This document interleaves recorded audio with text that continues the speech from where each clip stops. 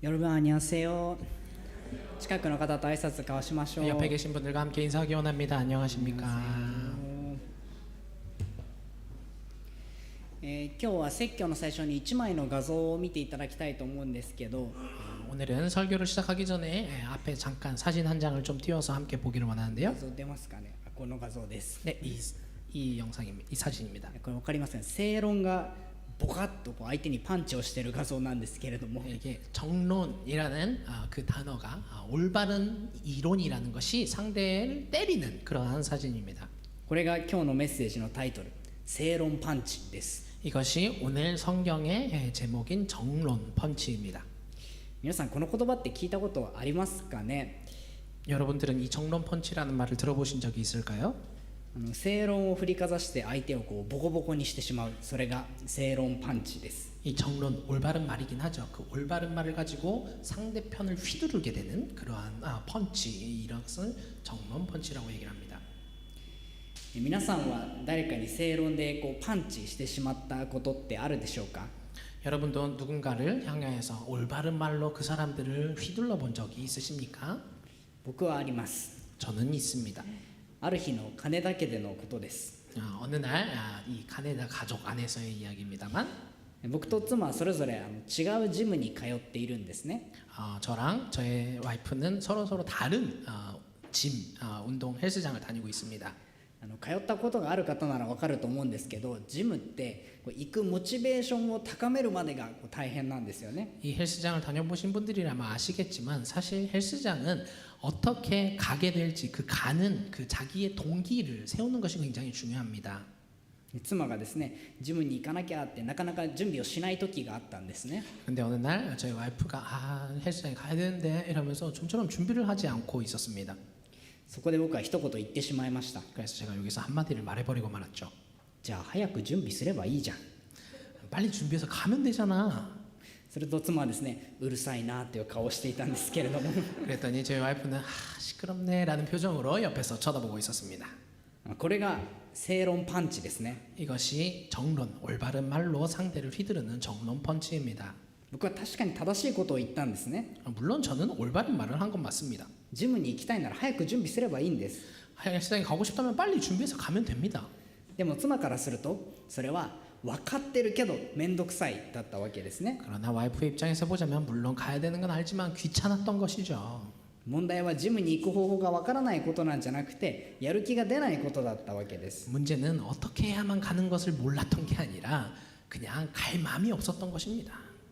僕が言ってる内容は間違っていませんでした。でも妻を励ますことにはつながらなかったわけですね。 물론 제가 한 말이 틀린 거는 아니지만 그렇다고 저희 와이프를 이렇게 내세워주는 그러한 말은 아니었습니다. 結局妻はジムに行ったんですけど、正論でパンチしてしまったなと思いました。 물론 저희 와이프는 그 후에 헬스장을 갔습니다만 내가 또 올바른 말로 와이프를 휘둘렀구나라는 또 후회를 하기도 했습니다. 皆さんもそういうことないでしょうか。 여러분들은 이런 경험 없으십니까? 正しいことを言ったつもりが相手を正論でボカッと殴ってしまう、そういうことがあるかもしれません。 물론 올바른 얘기를 했다라고 생각했지만 사실 그 올바른 말 한마디가 상대편을 때려버리는 마음에 상처를 주는 그러한 경험이 있으시지 않나 생각합니다. 実は昔のコリント教会も同じ問題を抱えていたんですね。 사실 이 오래전에 2000년 전에 이 고린도에 있던 교회도 비슷한 문제를 겪고 있었습니다. そしてその問題について考えた結果、パウロは驚くべきことを言っています。 그리고 이러한 문제들에 대해서 사도 바울이 이렇게 생각한 결과 굉장히 놀라운 결론을 내놓습니다. 13節の御言葉です。 13절의 말씀입니다. 8장 13절을 읽도록 하겠습니다. 그러므로 음식이 내 형제를 걸어서 넘어지게 하는 것이라면 그가 걸려서 넘어지지 않게 하기 위해서 나는 평생 고기를 먹지 않겠습니다. パウロはこれから肉を食べないって言うんですね。 바울은 나는 이제 고기를 먹지 않겠습니다 라고 얘기를 합니다.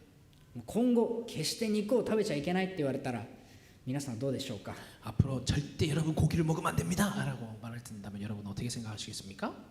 ステーキもダメですよ。唐揚げもダメですよ。 스테이크도 먹으면 안 되고 치킨도 먹으면 안 됩니다. 삼겹살もプルコギもタッカルビも食べちゃダメ。 삼겹살, 불고기, 닭갈비도 안 됩니다. お肉が食べれないとしたら困りますよね。 여러분 고기를 먹을 수 없다라고 생각하면 좀 곤란하죠. ではどうしてパウロは決して肉を食べないなんて言ったんでしょうか。 그렇다면 왜 바울은 나는 절대 고기를 먹지 않겠습니다라고 얘기를 했을까요? それはコリント教会で起きていたある問題が背景にあったんですね。 사실 그 배후에는 고린도 교회 안에서 일어나고 있었던 문제가 있었습니다. このコリントっていう町はギリシャの大きな港町で、そこにはイエス様を信じている人よりもギリシャやローマの神々を信じている人が多い地域でした。 이 고린도라는 지역은 그리스에서 굉장히 큰 유명한 항구 도시로서 예수님을 믿는 사람보다도 이 그리스의 로마의 신들을 섬기던 사람이 많던 지역이었습니다. そしてその神々の祭壇には毎日牛とか羊とか家畜が運び込まれてきて生贄として捧げられていたんですね。 그리고 그들이 섬기던 신전에는 매일같이 소나 이 염소, 양 같은 것들이 가축들이 끌려와서 거기에서 제사가 지내졌었습니다. そしてそこで捧げられた生贄の一部がコリントの市場、肉売り場にですね出回っていたようなんですね。 그리고 그 신전에서 드려졌던 그 제사를 드렸던 고기의 일부분들이 이제는 시장으로 돌아서 팔리고 있었습니다. そうすると何が起こると思いますか。 그렇다면 여러분 이 상황에 어떠한 일들이 생길 거라고 생각하십니까? クリスチャンがもしかしたら偶像に捧げた肉を食べてしまう可能性があるわけです。 당시에 크리스천들이 우상에게 드려졌던 제사 지냈던 고기를 먹게 되는 것이죠. 韓国でも同じことってあるんですが、日本だとこの仏壇に一度お供えしたおまんじゅうを食べるかどうか迷うみたいなことがあるんですけど、 한국에도 비슷한 경험이 있겠죠. 일본에서는 불단에 한번 드려졌던 그 만주를 다시 먹을까 말까라는 그런 고민을 하는 사람도 있습니다만 한국은 물론 제사 드렸던 음식은 먹지 않아라는 문화가 있죠. その感覚に近いと思います。 아마 이러한 감각과 비슷하다라고 생각을 합니다. もしかしたら私が買うこのお肉は一回偶像に捧げられた肉かもしれない。 어쩌면 내가 지금 사려고 하는 이 고기는 한번 우상에게 드려졌던 그 고기인지도 몰라. 友人の家に招かれた時も出てくる肉料理はもしかしたら偶像に捧げられた肉が使われているかもしれない。 친구 집에 갔을 때 거기에서 고기 음식을 내줄 때 이 음식도 또 우상에게 한번 드려졌던 고기로 만든 것이 아닐까라는 그런 생각이 들 수도 있습니다. 果たしてそれは食べてもいいのか。 그렇다면 이것을 먹어도 되는 것인가? パウロ先生どうしたらいいんですか。コリント教会からパウロに質問が来ていたのだと思います。 바울 선생님 이것은 어떻게 해야만 할까요? 이러한 질문을 고린도 교회 성도들이 바울에게 했습니다. さあどうでしょうか。この偶像に捧げた肉問題、皆さんはどう考えますか。 여러분들이라면 이 우상에게 한번 드려졌던 이 고기의 문제에 대해서 어떻게 생각하시겠습니까? 実はですね、これはすでにエルサレムでの会議で話されてたことだったんですね。 사실 이러한 문제는 예루살렘 회의에서 한번 이야기되었던 얘기이기도 합니다. 使徒の働きの15章28節から29節を見てみるとこのように書かれています。 사도행전 15장 28절부터 29절에서는 그 예루살렘 회의를 통하여서 얻어진 결론으로 이렇게 얘기를 합니다. 사도행전 15장 28절 29절 읽도록 하겠습니다.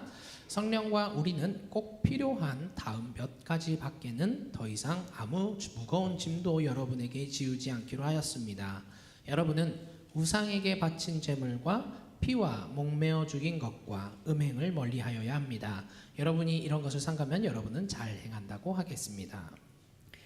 エルサレム会議でクリスチャンはこれだけは避けましょうねって言われていたことの中にこの偶像に備えたものっていうのが含まれていたんです。 예루살렘 회의에서 정해졌던 크리스찬이라면 이것만큼은 피합시다 라는 그 내용 가운데 우상에게 바친 제물을 먹지 맙시다 라는 내용이 있죠. でもそうするとコリントではほとんどのお肉が食べられないことになってしまうんです。 그렇게 되면 사실 고린도에서는 거의 모든 고기를 먹을 수 없는 현실이 발생합니다. そこで人々は考えました。 거기서 사람들이 생각했죠. 待てよ、偶像に捧げた肉は食べちゃいけないって言うけど神様はただ一人のお方なんだから偶像なんて本当はいないじゃないか。 잠깐만, 우상에게 바쳐진 고기를 먹으면 안 된다라고 얘기를 하지만 사실 하나님은 유일하신 딱 한 분만 계시는 분이니까 우상이라는 건 원래 존재하지 않잖아. だったら存在しないものに捧げた肉はただのお肉だ。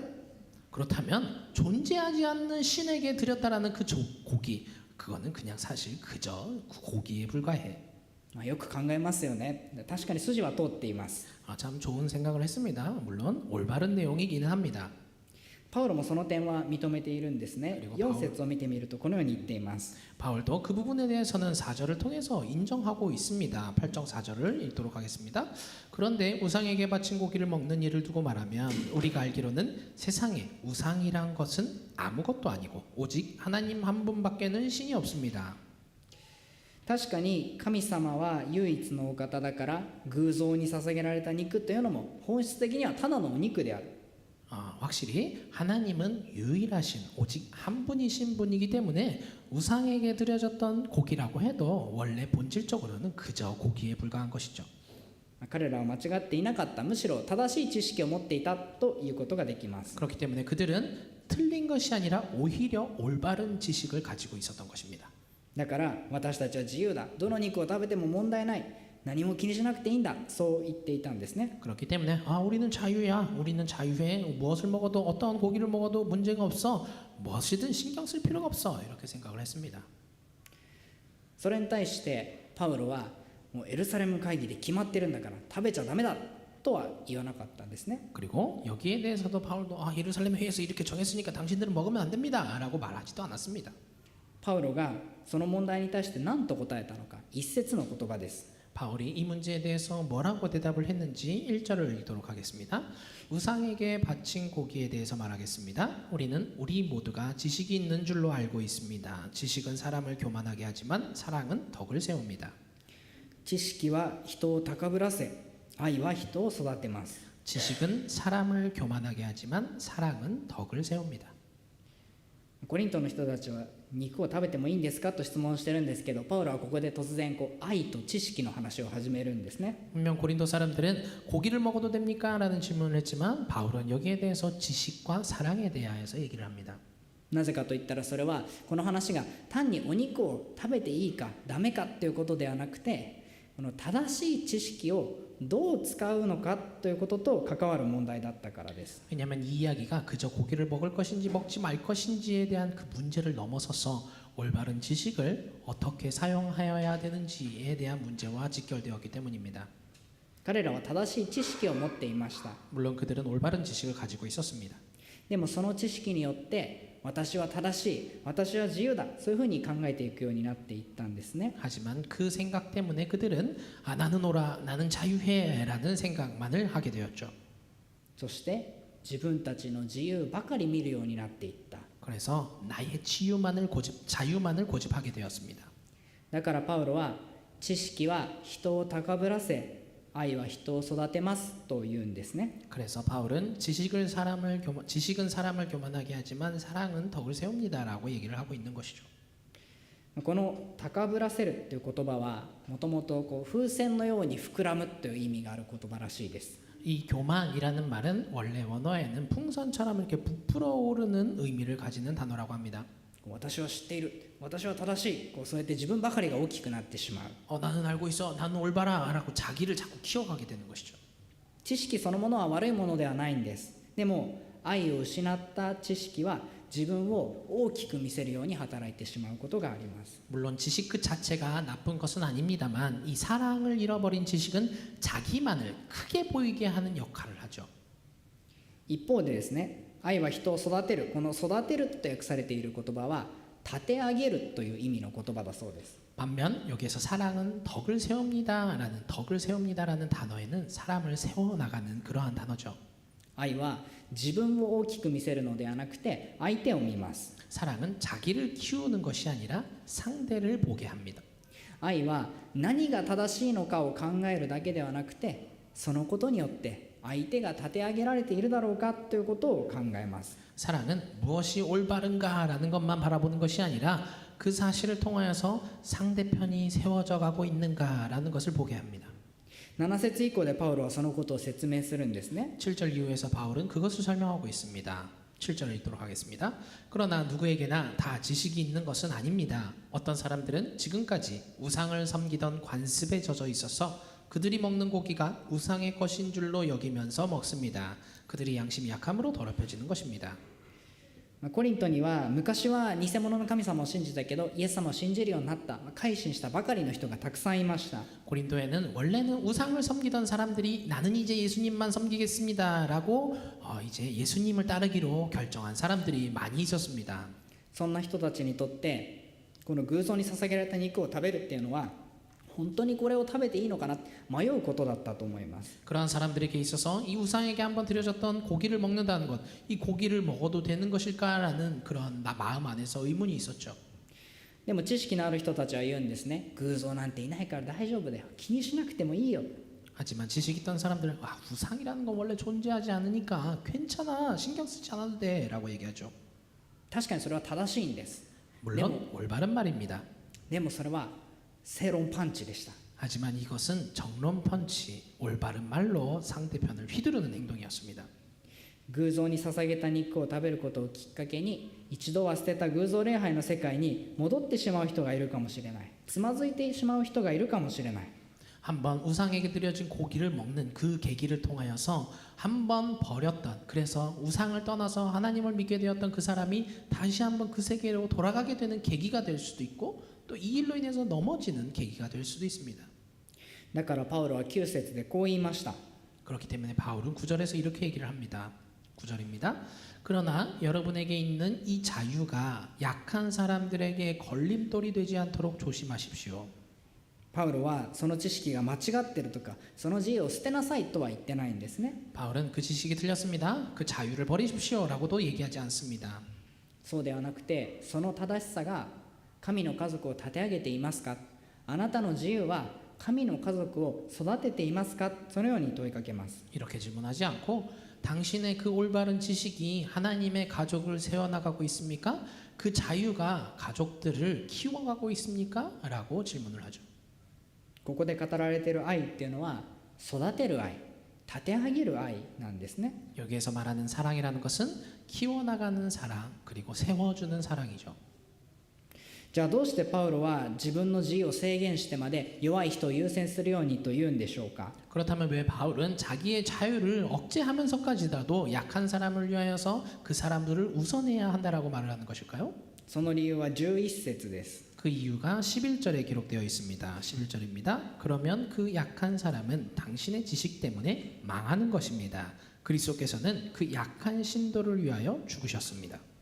パウロはここでイエス様の話、十字架の話をします。 여기에서 바울은 예수님의 십자가의 이야기를 들고 옵니다.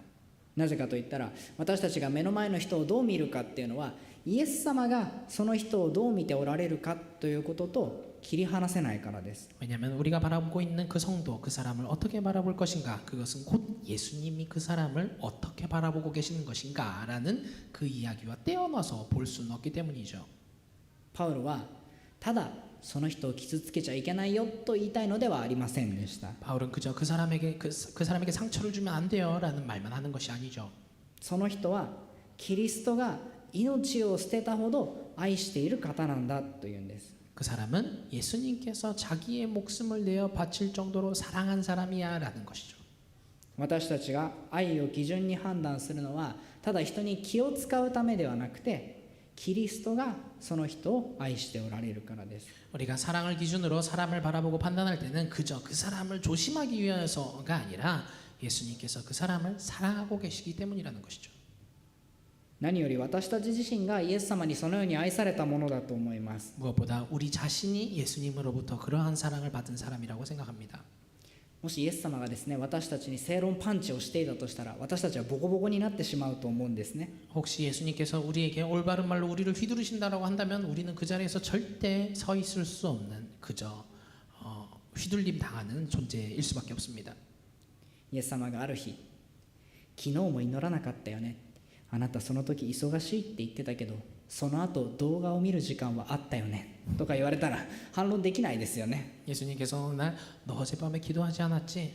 바빠서 기도하지 않았는데 근데 그 뒤에 영상 너 테레비 동영상을 볼 시간은 있었지? 라고 말씀하신다면 우리는 거기에서 예수님께 뭐라 말할 수가 없죠.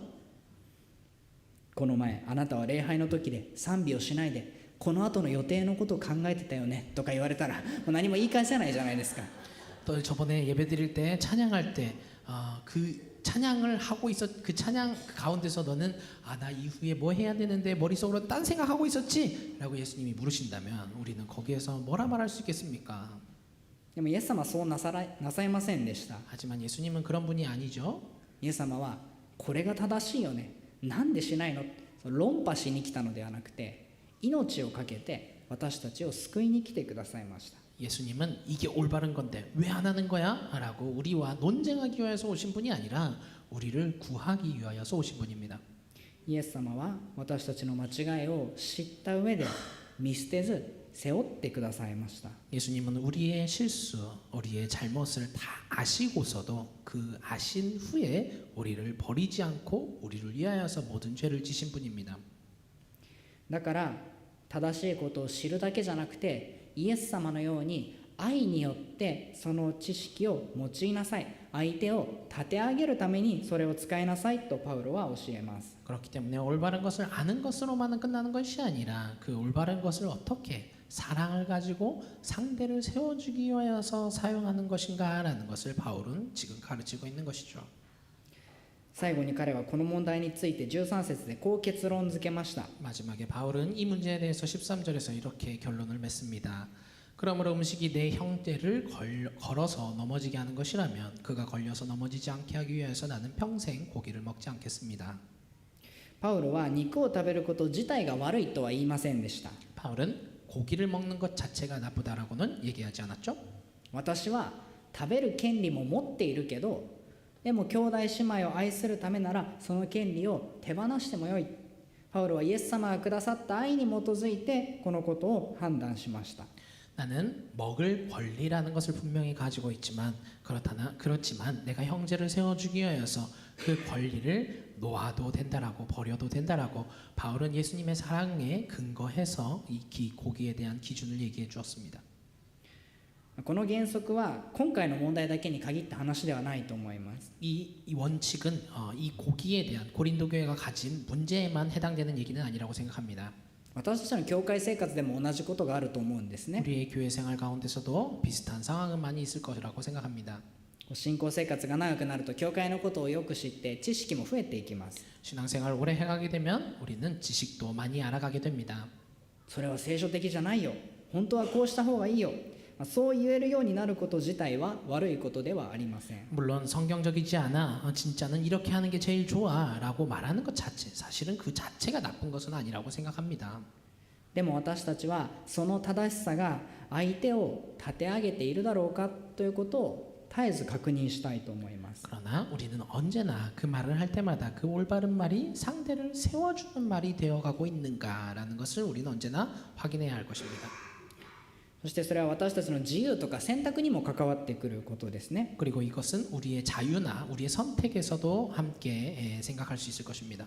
信仰生活をしているとこれはしてもいいのかな、これは控えた方がいいのかな、判断がグレーな部分ってありますよね。 우리가 신앙생활을 해갈 때 이거는 해도 되는 건지 하면 안 되는 건지 굉장히 애매모호한 그러한 상황도 옵니다. その時私たちは何を基準に判断したらいいんでしょうか。 그렇다면 우리는 성경을 가지고 어떤 기준을 가지고 결정하면 될까요? パウロはもう全部ダメとも言わなかったし、何でもしていいよとも言いませんでした。 바울은 그 모든 것이 안 돼 혹은 그냥 다 자유롭게 해도 돼 어떤 상황으로도 얘기하지 않았습니다. パウロはその選択が神の家族を立て上げているかどうか、それに照らして判断するようにと言います。 바울은 그 선택이 하나님의 가족을 세워나가고 있는가 그 상황에 비추어서 판단하도록 전하고 있습니다. 愛のない知識は人をつまずかせてしまうことがあります。 사랑이 없는 지식은 사람을 걸려서 넘어지게 합니다. でも愛のある知識は人を立て上げます。 하지만 사랑이 있는 지식은 그 사람을 세워줍니다. 私たちも正しいことを知るだけじゃなくて、それを相手を立て上げるために、相手を愛するために使うものでありたいと思います。 우리도 올바른 것을 아는 것에서 멈추지 않고 그 올바른 내용을 상대를 세워나가기 위하여서 상대를 사랑하는 마음으로 사용해 나갔으면 좋겠다라고 생각합니다. 今日の御言葉を通して私たちは問いを受け取りました。 오늘 말씀을 통해서 우리는 이 말씀을 통해서 또 질문을 받게 됩니다. 私の正しさは人を立て上げているだろうか。 나의 올바름은, 나의 정의는 사람을 세워가고 있는가? 私の自由は人を愛するために使われているだろうか。 나의 자유는 사람을 사랑하기 위하여서 사용되어지고 있는가? もしかすると今週ですね、家庭や職場で、牧場や奉仕、教会でも一言言いたい、正しいことを伝えたい、そう思う場面があるかもしれません。 어쩌면 이번 한 주간도 가정에서, 직장에서, 목장에서, 봉사의 장면에서, 교회에서도 나 이 말 하고 싶어, 올바른 말을 전하고 싶어 라고 생각이 드는 순간이 있을 수도 있을 것입니다. その時私たちは少しだけ立ち止まって問いかけたいと思うんです。 그때 우리는 잠시 멈춰서서 다시 한번 자기에게 질문해 봤으면 좋겠습니다. 今から言おうとしていることは相手を立て上げる愛のあるものになっているだろうか。 지금 전하려고 하는 말은 상대를 세워주는 사랑이 깃든 그러한 말이 되어 있는가? もし迷ったら十字架を思い出したいと思います。 혹시 거기에서 망설여진다면 다시 한번 십자가를 떠올렸으면 좋겠습니다. イエス様は私たちを論破するために来られた方ではありません。 예수님은 우리와 논쟁하기 위해서 오신 분이 아니었습니다. 私たちの間違いを知った上で、それでも愛して見捨てず十字架で命を与えてくださいました。 우리의 잘못을 다 아시면서도 그럼에도 불구하고 사랑하시고 버리지 않으시고 십자가 위에서 우리를 위하여서 목숨을 내어주셨습니다. その愛を受け取ったものとして私たちも正しさを武器として使うのではなく、愛によって人を立て上げるものとしてこの新しい習慣を歩んでいきましょう。 그 사랑을 받은 자로서 우리도 그 올바름을 무기로 사용하는 것이 아니라 사랑을 가지고 사람을 세워가는 그러한 새로운 한 주간을 살아가기를 소망합니다. お祈りします。 기도하겠습니다. 사랑하는 하나님 아버지, 오늘도 말씀해 주시니 감사합니다. 우리는 자신의 말이나 태도로 사람을 세우려 하지 않고 옳은 논리를 내세울 때가 있습니다. 불쌍히 여겨주옵소서. 예수님은 우리의 잘못을 모두 아심에도 불구하고 우리를 질책하기 위해서가 아닌 구원하기 위해 오셨습니다. 그리고 우리도 사람을 향해 자신의 올바름으로 휴이도는 자니가 아니라 사람을 세우는 자가 되게 하여 주옵소서. 보내신 곳에서 하는 말, 택하는 행동, 주 오신 자유로 그리스도께 이끄는 자가 되게 하여 주옵소서. 우리를 위해 생명을 내어주신 주 예수 그리스도의 이름으로 기도드립니다. 아멘.